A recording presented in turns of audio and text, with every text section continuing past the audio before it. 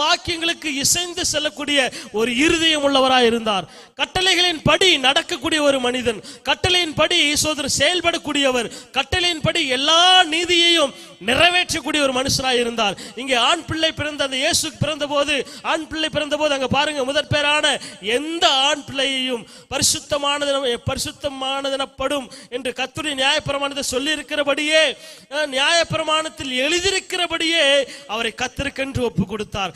என்ன நியாயப்பிரமாணத்தில் எழுதியிருக்கிறதோ அந்த நியாயப்பிரமாணத்தின் படி தன்னுடைய வாழ்க்கையை அர்ப்பணிச்சு அவைகள் எல்லாவற்றையும் சரியா செய்தவர் தான் இந்த யோசேப்பு. அல்லேலூயா. ஒரு வார்த்தை கூட மீறல, ஒரு கட்டளைகளை கூட மீறவே இல்லை.